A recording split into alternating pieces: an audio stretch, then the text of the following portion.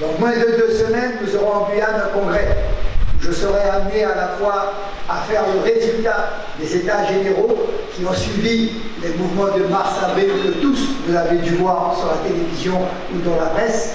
Et à travers les États généraux, nous serons certainement, et je le pense honnêtement, appelés à poser la question statutaire. Pour ma part, je ferai des propositions à travers un livre blanc qui puisse permettre aujourd'hui à la Guyane, quels que soient les statuts et quels que soient les débats atypiques du 73, du 74, du 72, d'avoir peut-être, comme nos amis de Polynésie, un nouveau regard vis-à-vis de la France, vis-à-vis de l'Europe et vis-à-vis de la coopération. Il s'agit aujourd'hui pour les Guyanais, sur ce territoire en pleine mutation, avec tous les problèmes d'incertitude, véritablement de se poser 3 questions. La question du statut, de savoir comment nous voulons avoir une gouvernance, comment nous voulons gérer nos compétences, comment nous voulons gérer nos potentialités. Et pour ma part, tant que j'aurai ce mandat, je resterai fidèle à la richesse et aux potentialités de la Guyane, tout en respectant l'environnement et la biodiversité. Mais il n'est plus normal que mon pays, la Guyane, soit aujourd'hui le réservoir de la cocaïne et que nos enfants, par avion, par dizaines, par vingtaines, soient les mules de la France pour transporter de la cocaïne.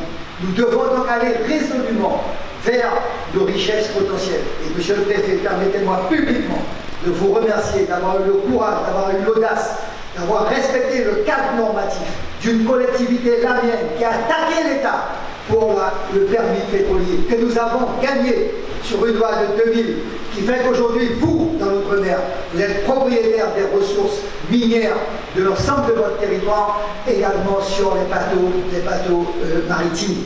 Eh bien, monsieur le préfet, aujourd'hui, nous irons jusqu'au bout sur le forage pétrolier de la Guyane, parce que je reste convaincu que c'est la France qui va gagner, c'est la Guyane qui va gagner. Lorsque, à 2 pas de vous, à 2 heures de vol, vous allez au Guyana, c'est 4 milliards de barils qui sont annoncés. J'ai dit à mes collègues, commencez à aller au Guyana dès maintenant, parce que dans 10 ans, ce sera le Qatar de l'Amérique du Sud. Parce que vous savez qu'au Suriname, aujourd'hui, il y a des recherches pétrolières et à moins de 7 heures de route en voiture sur Bacapa, c'est près de 6 milliards de barils de pétrole. Donc il n'est pas possible qu'on ne puisse pas au moins investiguer pour se dire que demain, nous allons donner à la génération future les moyens de la réussite. Et la même chose qui se passe pour le pétrole se passera également pour les mines, quel que soit le débat. Et je vous remercie, Madame la Présidente, d'avoir invité Montagne d'Or. Quel que soit, qu'on soit pour, qu'on soit contre, il faut qu'il y ait un débat démocratique.